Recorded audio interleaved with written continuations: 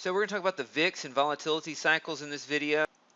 You see the VIX in November of 2017 made a low of 8.56. Today it made a low in the 11 handle, 11.03, and a high of 13.02. The stock index is gapped up and sold off. And so interest rates are higher now than it was. So I don't think we're going to go through this same extended period of volatility. But what's interesting is the sum of the volatilities. Most people don't know that there's a gold VIX, there's an oil VIX, there's a euro currency VIX. And at the top we have the daily chart of the VIX, stock market VIX that we're looking at on the right on the weekly chart. And so keep track of the sums right here. This is the sum of the VIX.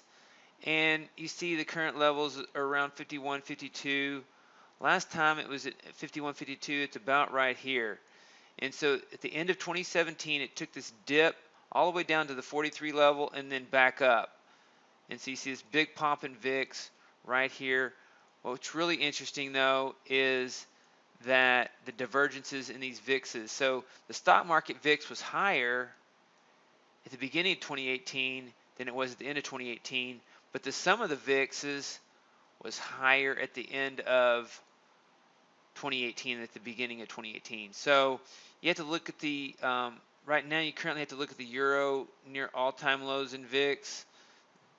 Oil, really low VIX. These spikes are bad data points. You see some spikes in here. Those are bad data points. And you see gold. Gold has made recent all-time lows in its VIX as well. And so we're at cycle lows. And so we're not as low as it's been.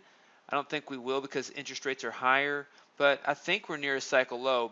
But it could, the market could continue to drift down some. There's no way to call it exact turning points, but this cycle is pretty strong at the downside. One of the biggest VIX smashes, you could say, that I've seen. Pretty strong VIX smash, VIX crush, pretty much straight down. The one back in here was more volatility, and so could be a cycle low. Stock market continue higher. We're near all-time highs, so it could make all-time highs.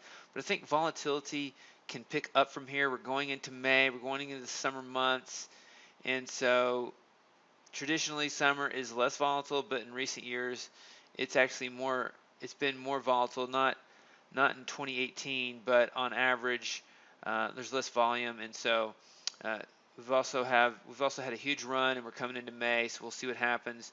We're at seasonal periods where the market is not as bullish. So I anticipate higher volatility going into May and the summer months, and so that's why I recommend Cobra 3 because it does the best job of trading trends in volatility. Next, I want to talk about the 52-week highs and lows.